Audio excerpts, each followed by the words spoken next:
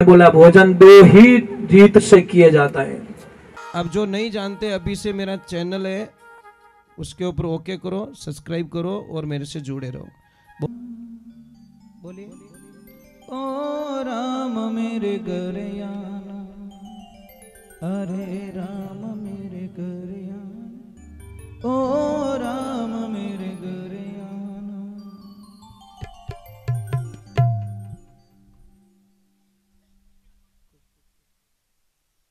देखिए,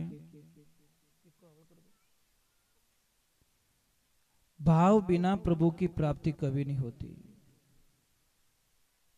भगवान ने परीक्षित जी महाराज को राजा सुखदेव जी ने परीक्षित महाराज जी को बताया कि उम्र की भी कोई सीमा नहीं है, क्योंकि प्रश्न ऐसे ही थे, क्या इसमें उम्र का कोई प्रावधान है, क्या पढ़ाई का कोई प्रावधान है, क्या अमीर गरीब का कोई प्रावधान है, या जाति का कोई विशेष दर्जा है। तो सारे मतलब उत्तर दिए कि पढ़ाई का कोई प्रावधान नहीं है, गजेंद्र का प्रमाण दिया गया, ऊंच नीच का कोई भेदभाव नहीं, सबरी मैया का दिया उत्तर, और बोला कि उम्र का कोई इसमें कोई लेवल होता है भाई कि 80 साल के बाद में इस भगवान मिलेला, तो उम्र का भी बोल दिया कि ध्रुव जी कितने साल के थे, प्रहलाद जी महाराज कितने साल के थे, उम्र का भी कोई इसमें बाध्य नहीं है।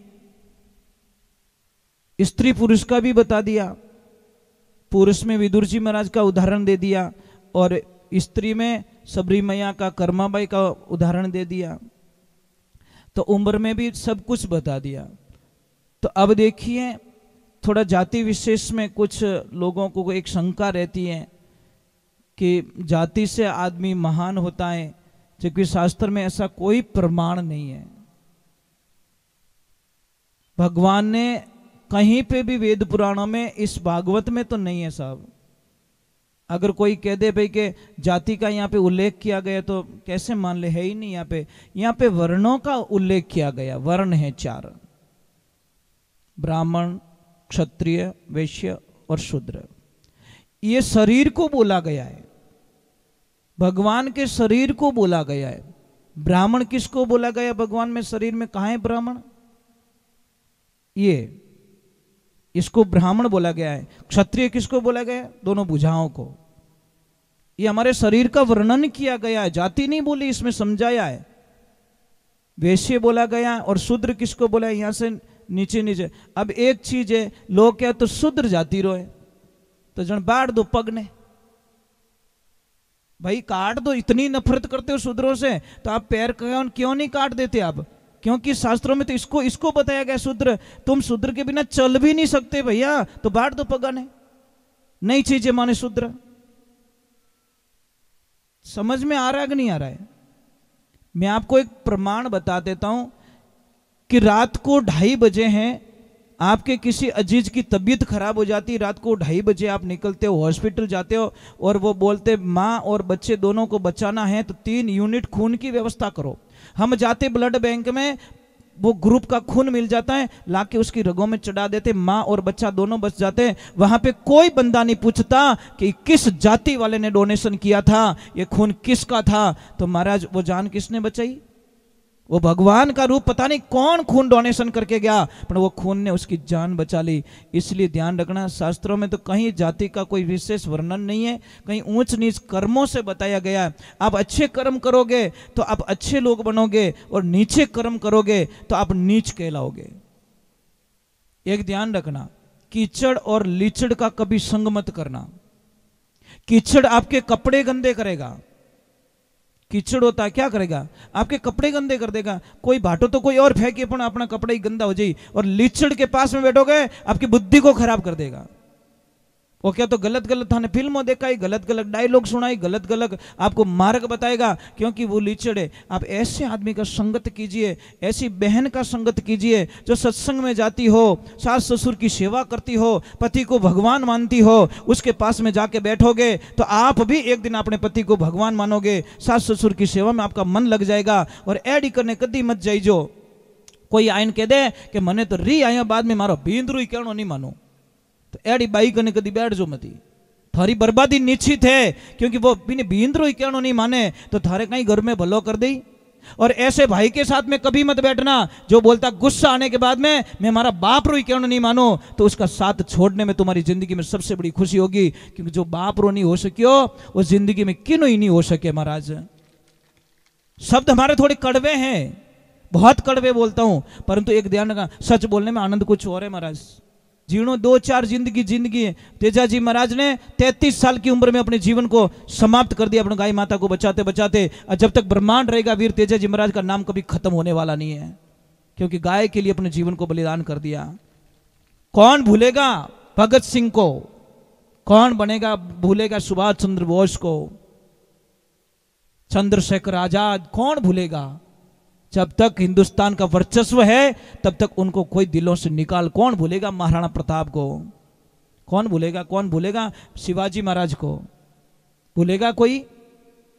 महाराज एक ध्यान रखना, अगर आप अच्छे बच्चे की कामना करते हो, देश के प्रति आपकी भावना है, विचारधारा है, तो बच्चों को इतना संस्कार भर दो वो मातृभूमि के लिए हंसते हंसते काम आ जाए, किसी के चक्कर में आके अपने प्राण ना त्यागे। ऐसा बच्चा मत बनाओ।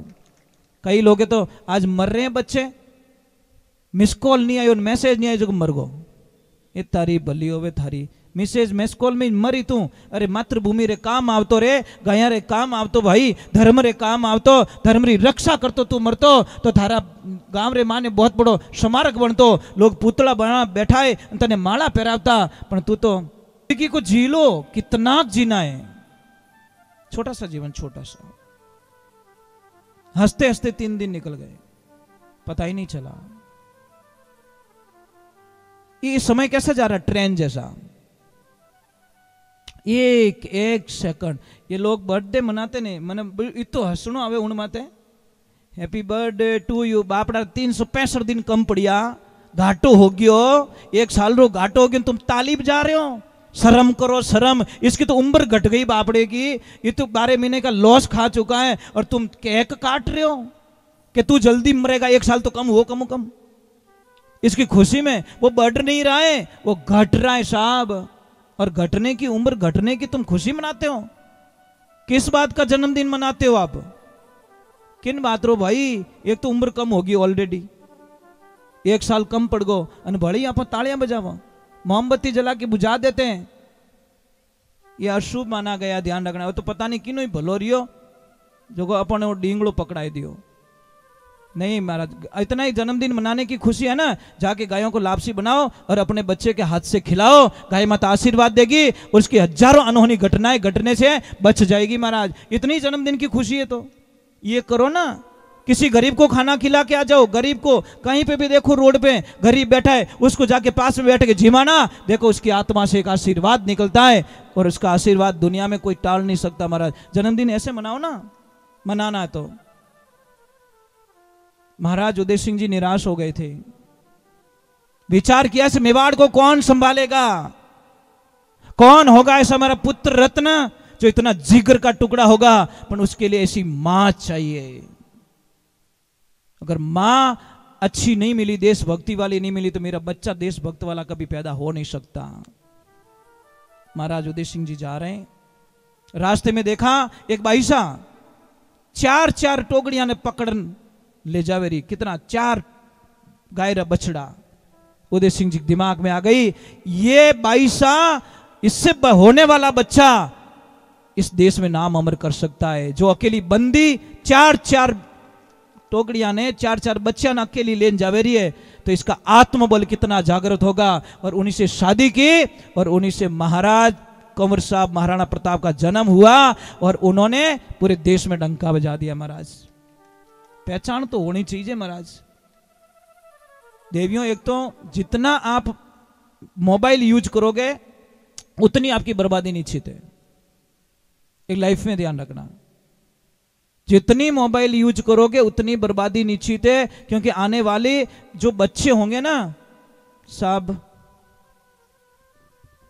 शायद जन्मते ही उनको मशीनों में रखना पड़ेगा।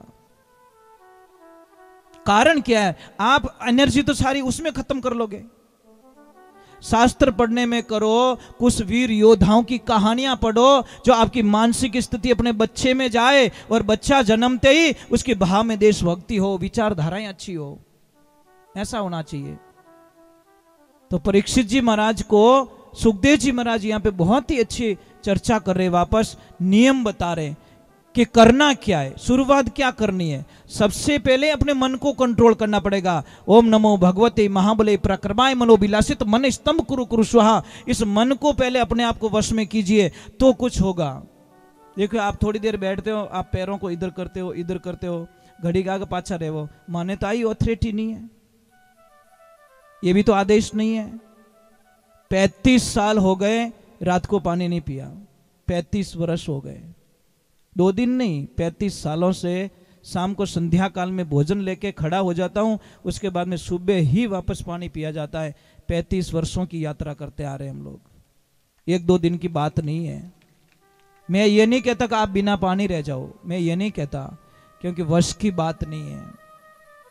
वहां पहुंचते पहुंचते पहुंचते पहुंचते बहुत हार्ड काम हो जाएगा। पैरों को भी तो इधर उधर नहीं कर सकते, क्यों मोरा पग नहीं दुखता रही, मोरे पग में हन्नो नहीं हले, नहीं कुछ नहीं होता। ये पैर कभी नहीं कहते कि महाराज अब मैं तो बाहर काटो, इतना टाइम कहीं मने फंसाइन बैठा हो, नहीं, ये कभी नहीं बोलते, क्योंकि इनको पता है कि हम साधना में बैठे हैं, साधना मिस ना हो जाए। इसलिए मैं आपसे वंदन करता हूं, हाथ जोड़ता हूं कि सबसे पहले बहुत ही अच्छी बात बताई सुखदेव जी महाराज ने राजा परीक्षित जी को। सबसे पहले बताई अहिंसा। यम और नियम दोनों अलग अलग बताए। यम में क्या बताया? अहिंसा। अहिंसा के बाद में बताया सत्य। हिंसा मत करो, कोई भी जीव को मत मारो। ब्रह्मांड में कोई जीव को मारने की मनुष्य को ऑथोरिटी दी गई नहीं है, भागवत जी कह रहे, मैं नहीं कह रहा हूं।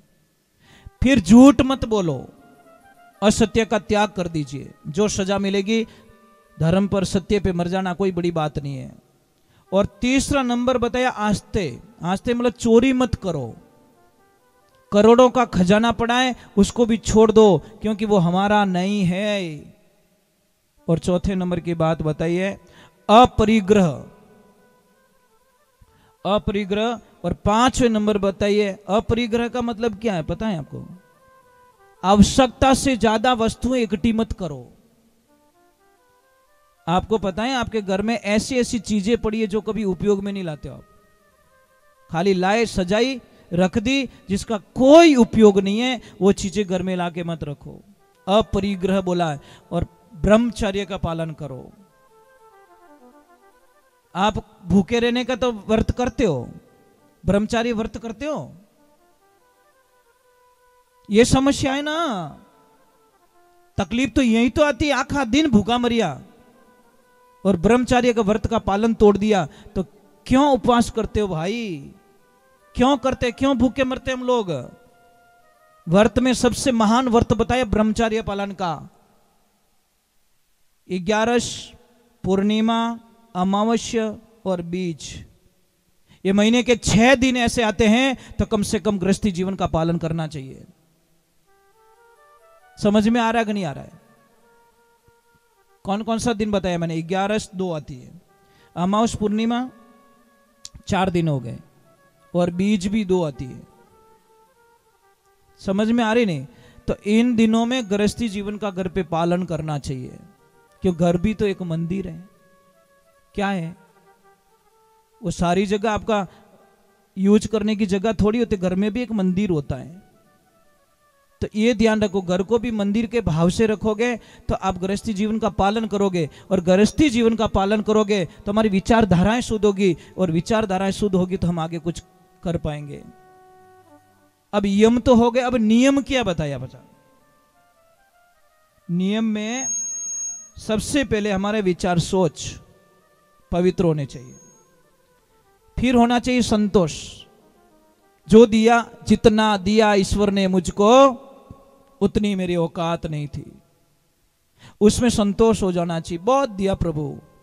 मैं आपको एक बात बोलूं आपको, हम रामदेवरा जाते हैं, मन्नत मांगते, भगवान के जाते, कहीं जाते हैं, मन्नत मांगते पाने के लिए। कोई ऐसा बंदा रामदेवरा यात्रा गया क्या, पैदल यात्रा बटे जान भगवान बाबा राम सा पीर ने कियो कि बाप जी थोड़ी कृपा कर दो मारा माते कि कहीं कि मारे ग्राहक घना आवे दुकान मते थोड़ा कम कर दो, एडो आशीर्वाद दे दो, कम ग्राहक आएंगे तो मैं शांति से बैठ तो पाऊंगा, मैंने को हाथ जाए तो सकूं, मैं कट जाए नहीं सकूं। बाप जी इतना ग्राहक आवे रोटी खाते उड़े नहीं उठान दे, ये बाप जी एडा रिबिया मारे नहीं चीजे जो रोटी नहीं खावन दे, मने थोड़ा ग्राहक कम कर दो, अपने शांति रुपयो चीजे कोई है, कोई नहीं हो। हे राम गजब कर दी महाराज। वजन पे वजन डालने के लिए सब खड़े हैं, वजन कम कोई नहीं करना चाहता।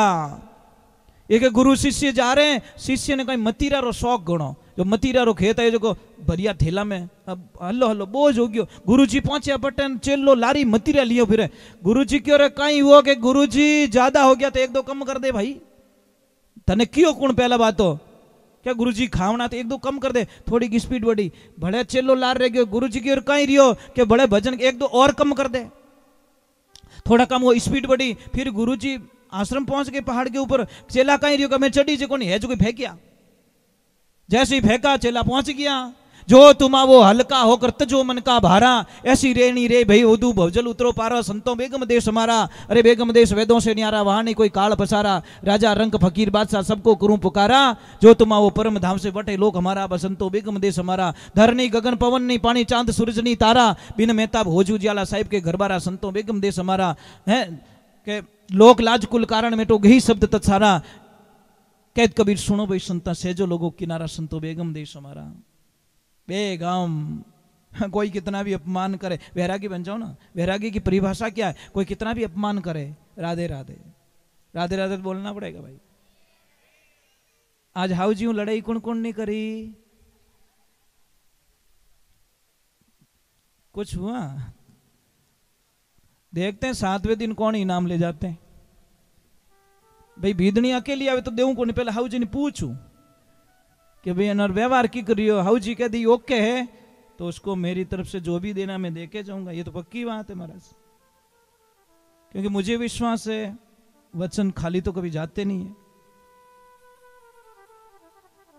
चलो वो दूसरा बताया संतोष, तीसरा बताया तप। तप कीजिए, तप की परिभाषा क्या, आप भी तप करते हो, ऐसे मत सोचो कि हम बैठे वही तप करते, नहीं आप भी तप करते हो। देखो आप कितना काम करते हो, एक हाथ से आटा काट देते हो, दूसरा रोटी बनाए दो, तीजोड़ा हे की दो, कितना डिवाइड काम करते हो फास्ट में, बच्चा नहीं राख दो, कोई हेलो पानी और पानी दे दो, ये तपस्या आपकी बहुत बड़ी तपस्या है, पर आपको समझने वाला नहीं है। जिस दिन घर की देवी को समझ लेगा वो दुनिया की देवी को समझ लेगा। इनको नहीं समझ पाओगे आप, समझ भी नहीं पाओगे आप, कभी नहीं समझ पाओगे। एक काम करना, एक बहुत बड़ा मंदिर बनाना और उनमें मूर्ति मत बैठान जाओ। 5 करोड़ का बंगला है, ये उसकी मूर्ति ध्यान रखना, और मंदिर में मूर्ति नहीं होती साहब, चाहे मंदिर कितना भी महंगा हो। देवियों सच में एक काम करो, मैं समझूंगा आपको। आप घर पे जाते हो, दिन भर काम किया, कोई चिंता थी, घर पे गए, शाम का टाइम था, आपका बेटा घर पे, बेटियां घर पे, सब घर पे, पापा घर पे, मम्मी घर पे, और आप लक्ष्मी जी आपने आधा घंटा तक दिखी ही को नहीं। और मुझे सच बोल के बता देना, दिल पे हाथ रख के, थोकिता घेटा रहे हो, बोल जाओ, सच बोलने का मौका है। नहीं रवि जे पक्को नहीं रवि जे, अटिन देखो है को नहीं, बाड़म देखो है को नहीं, छत मत देखो है को नहीं, रसोई में देखो, आखिर में पूछे ए बेटा तार मम्मी कट्टे, अरे यार आधा घंटा ही नहीं हुआ अभी तो, ऐसा लग रहा है मोबाइल तो है पर सिम नहीं है, घर तो है पर आत्मा नहीं है, सब घर पे भरे पड़े, पर नहीं, आपने आप लक्ष्मी जी की याद आई, क्योंकि सारे तो थे पर मंदिर में मूर्ति दिखाई नहीं दी, एकदम जीव। तो ये मंदिर की मूर्ति है, इनको कुछ नहीं चाहिए, इनको आप प्रेम की भाषा का प्रयोग करो, आप मीठे बोलो, आप अच्छे बोलो। महाराज हम तो बहुत ही अलग इंसान है महाराज, हम ये चाहते कि किसी को हमारी वजह से तकलीफ ना हो, बस यही हमारे जीवन का पहला लक्ष्य है। मारे अटे 2-3 दिन 4 दिन 5 दिन 6 दिन रहनो, मैं थारा जीव क्यों दुखाऊं? अरे मैं तो यहाँ पे तो क्या, जहां पे रहता हूं वहां पे किसी को तकलीफ नहीं देता।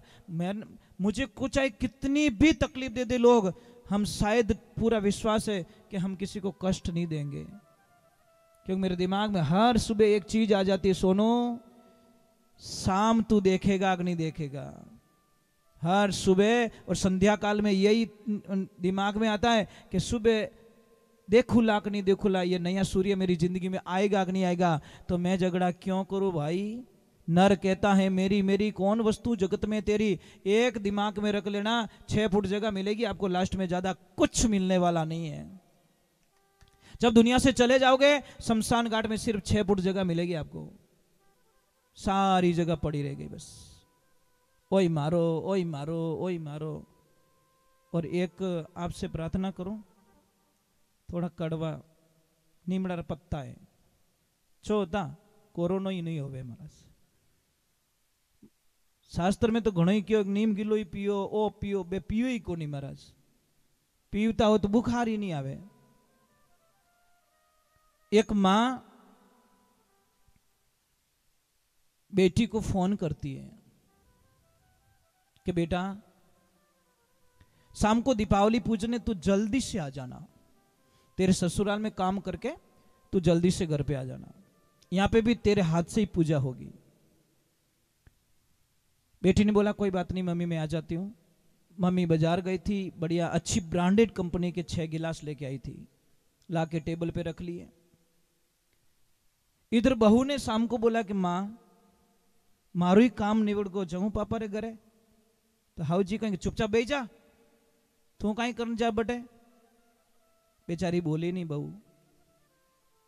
जैसे ही बेटी आई तो थोड़ी उतावल में थी, उतावल में, और जैसे ही आई तो मां दी के सामने वो टेबल दिखी को नहीं आती, भचीड़ खाएगी। और जैसे ही भचीड़ खाई तो 6 गिलास टूट गए। मम्मी ने क्या बोला, बेटा चिंता मत करो, कोई चिंता मत, दीपावली का त्योहार है, कांच टूटना अति शुभ है, बेटा कोई चिंता की बात नहीं है।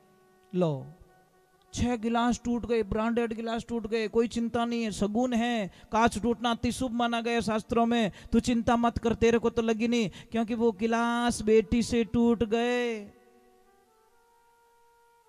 और बहू सु टूटा रहता तो बहू ने चक्कर अनाइन छोड़ती डोकरी। अब भगवान की कृपा हुई, अब आई बेटी बैठी और बोला बहू 2 कप चाय बना के लेके आ। मेंबर कितने थे घर में, बहू के साथ में 3 थे, चाय कितनी मंगाई 2 कप। बेचारी बिदनी ने सोचा थोड़ी ज्यादा डाल देती हूँ, मैं भी थक गई हूँ सुबह से काम करके, थोड़ी मैं भी पी लूंगी। 2 कप तो उनको दे दिया, 1 कप जैसे पण बिदनी रा कर्म ही अड़ाई महाराज। जी हाँ कप हाथ मिलियो कप छूट गो, जैसे ही नीचे गिरा कप टूट गया, अब पूरा घर मत ले लियो डोकरी। इतो महंगो कप तोड़ दियो, यहाँ कर दियो, थारे घरे कदी अड़ा कप देखिया कहीं, थारे घरे अड़ा सोफा सेट देखिया कहीं, अड़ी टाइला देखी कहीं, अड़ी गाड़ी में कदी बैठी कहीं, ऐसा ऐसा ऐसा पूरा घर तब मत ले लियो। और बेटी से 6 गिलास टूट गए, कुछ भी फर्क नहीं पड़ा, सगुन है। बहू से 1 कप टूट गया, पूरा घर ही माथे ले लियो, तो ये अन्याय क्यों देवियो? 2 क्यों देखते हो आप? 2 मत देखो। बहू और बेटी एक जैसी दिखनी चाहिए तो आपके कभी तकलीफ नहीं आवे। और मैंने कई जगह पढ़ा है और मैंने कई जगह जानकारियां ली है। कुंवारा लड़का होता है ना साहब, आप कहीं पे भी चेक करवा देना, थोड़ी तपास भी कर लेना, जब तक लड़का कुंवारा होता है ना साहब, तब तक शायद 99% उसके माता पिता वृद्धाश्रम कभी नहीं पहुंचते महाराज। समझ में आ रहा है नहीं? कुंवारो लड़को होवे जब तक उना माँ बाप मने लागे आ वृद्धाश्रम पहुंचे ही को नहीं, पर जैसे ही कोई भवानी आवे घर में और माँ बाप ने क्या लपड़ा, इसका मतलब गलती किसकी है? इतना आपको जान नहीं सकते कि लड़का अकेला था तब तक इसने क्यों नहीं भेजा, पर ये आने के बाद में क्यों गए? हे देवियों, जो लड़कियां अपने सास ससुर को वृद्धाश्रम भिजवाती हैं उनसे मैं चैनल के माध्यम से एक बात कहना चाहता हूं कि आपके भी माँ बाप को जब कोई वृद्धाश्रम आपकी भाभी भेजेगी, उस दिन आपको के ऊपर क्या बीतेगी, थोड़ी ध्यान से सुन लेना मेरी बात को। क्यों क्यों अपने सास ससुर आपको इतने बेकार लगते हैं? अरे वे कितो ग्रहणों चले जाएंगे, दुनिया में जो आया है सब जाना होगा। इसीलिए तीसरी चीज बताई तप बताया, चौथा बताया स्वाध्याय, और पांचवा बताया चिंतन। यम और नियम ये बताए और इनकी साधना बताई सुखदेव जी महाराज ने राजा परीक्षित जी को। आप इतने लोग हो, माला फेरते हो? माला कौन कौन फेरते हो? ऊपर हाथ करो। एक हाथ हुआ, 2 3, चलो 1% तो हाथ ऊपर हुए कम से कम। हर मेरी माला ले जाना, क्या फर्क पड़ेगा भाई? माला फेरने के लिए तो ले रहे हो। हमारी तो सब कुछ साधना ही यही है, हमारी तो जो कुछ जमा पूंजी यही माला ही है। इसके अलावा हमारे पास क्या है? कुछ नहीं। माला के अलावा हमारे पास है ही कहीं। नरसिंह भगत कने वो बजावणो तंदूरो, केदारो राग गिरवी मेल नैनी भाई रुमायरो भरियो। तो ये ध्यान रखने की चीज होती है कि हम लोग कभी कभी बहुत ही गलत मोड़ पे चले जाते हैं। तो बहुत ही सुंदर बात बताई। चलो एक बार थोड़ा जय बोलने में बोलो, जय श्री राम, राधे। नहीं, थोड़ा जोर से बोलो। अरे ऊंचा हाथ करो बाप जी, थान दुनिया देख रही है। राधे राधे। देखिए, जीवन ऐसा ना जियो जिससे लोग आपसे राड करें।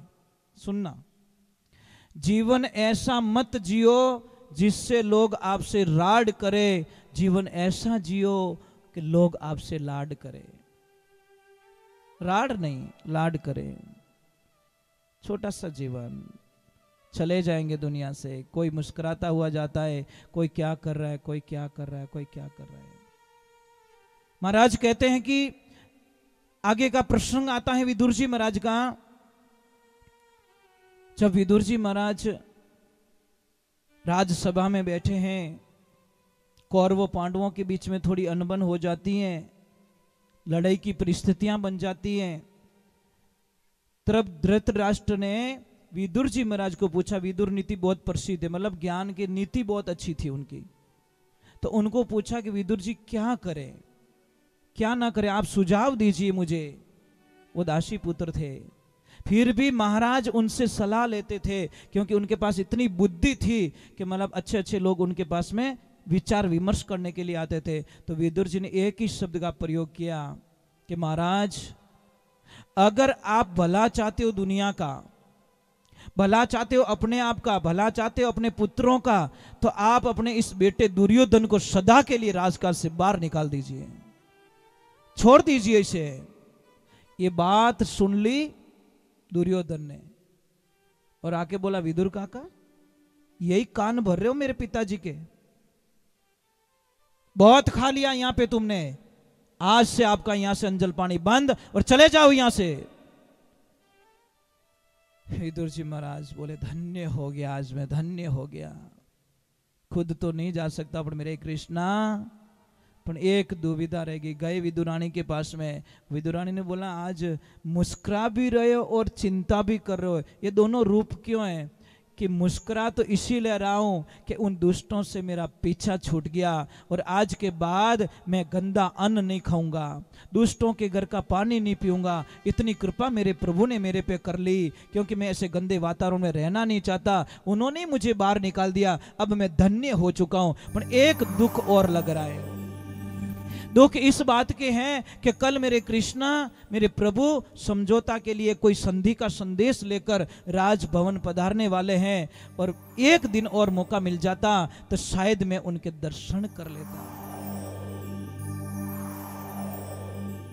दोनों चीज हो रही, दुख सुख। सुख है कि पीछा छूट गया, दुख है कि मेरे प्रभु मुझे नहीं मिलेंगे, भगवान के दर्शन नहीं होंगे। महाराज अंदर की जो पुकार होती है साहब, अंदर की पुकार, यहाँ की पुकार बिनु नेटवर्क की जोर घणो आवे, टावर छूटे ही को नहीं।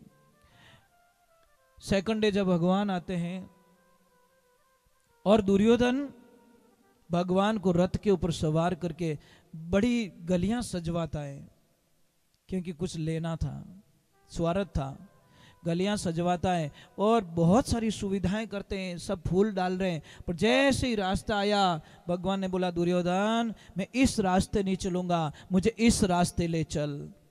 कि नहीं प्रभु, ये रास्ता ही आपके लिए उचित है, सारी सुविधाएं करे। मैंने बोला दुर्योधन मुझे इस रास्ते नहीं, इस रास्ते ले चल।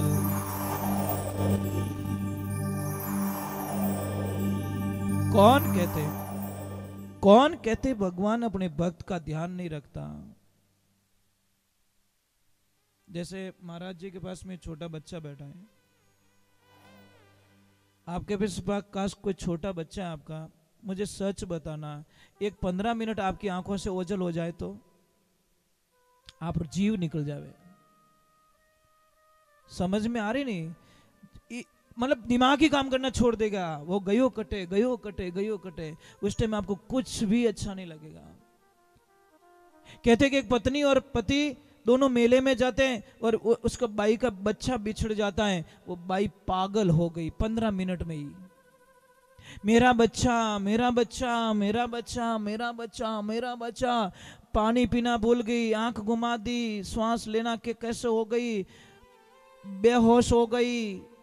थोड़ी देर हुई, बच्चा मिल गया, बच्चे को लाया गया और उसको बोला बेटा तू पुकार तेरी माँ को, तेरी ही आवाज उसको चेतना में ला सकती है, नहीं तो हमारे तो पूरे जब जो पर्पस थे खत्म हो गए। जैसे ही बच्चा ने उसकी माँ को बोला माँ माँ, एकदम माँ की आंखें खुली और छाती से लपेट के बोली ये मेरे लाल, अगर तू चला गया होता, तू नहीं मिला होता तो मैं तो मर जाती रे बेटा, मैं तेरे बिना नहीं रह सकती, मेरे बच्चे तू कहाँ चला गया।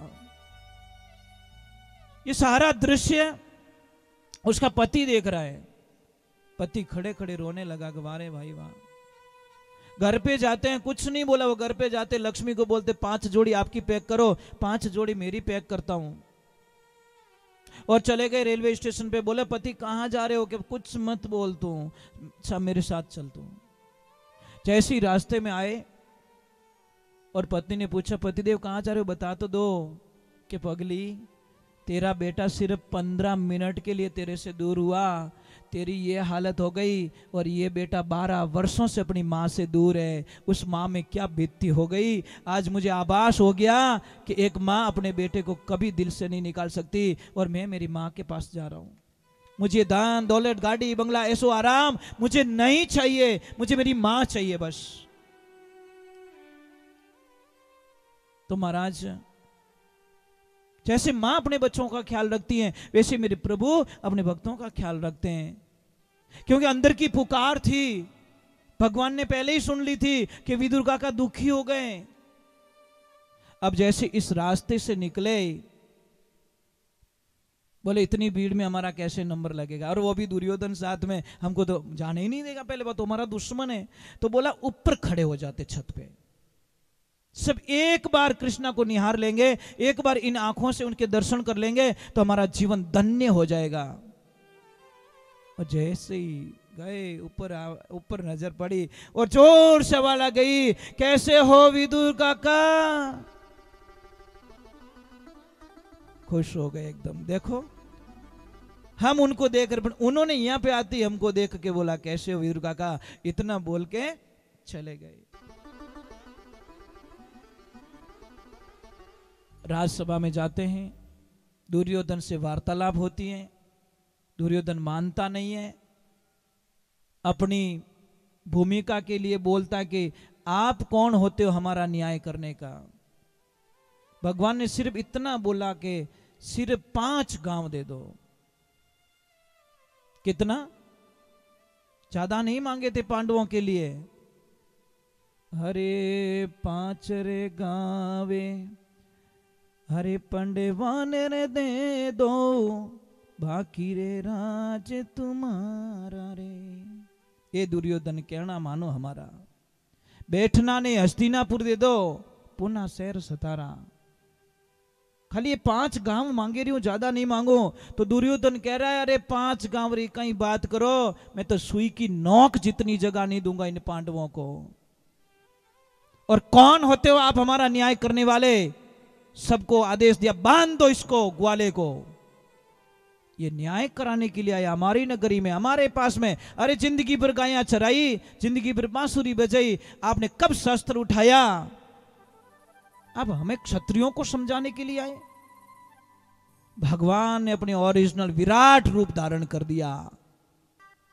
दुर्योधन थर थर कांपने लगा, सारे कांपने लगे कि ये तो अन्याय हो गया। दुर्योधन मूर्ख, तूने ये क्या कर दिया? अब दुर्योधन पैरों गिर रहा है, हाथ जोड़ रहा है, हे प्रभु बोल तो क्षमा करो। अब दुर्योधन ने बोला कि इनको खुश तो करना पड़ेगा, तो 56 भोग बनवाए। और दुर्योधन ने भगवान को बोला अपने कक्ष में चलो और थोड़ा भोजन प्रसाद ग्रहण कर लो। भगवान ने बोला भोजन 2 ही रीत से किए जाता है, या तो खाने वाले को भूख हो और जिमाने वाले का भाव हो। भूख मुझे है नहीं, जिमाने का तेरे में भाव है नहीं। जिमाने का तेरे में भाव नहीं है। अब देखिए कल की बात बोलो, कल दादाजी ने बोला कि भोजन प्रसाद हमारे घर लेना है। शायद इनको मन में भावना थी तो हमने बोल दिया हम आएंगे, जरूर आएंगे। क्यों मना करूं मैं? क्योंकि इनके भाव के आगे हमारी ना चलती, किसी की नहीं चलती, प्रेम के कारण। तो बहुत ही सुंदर एक भजन लिखे कोई महात्मा पुरुष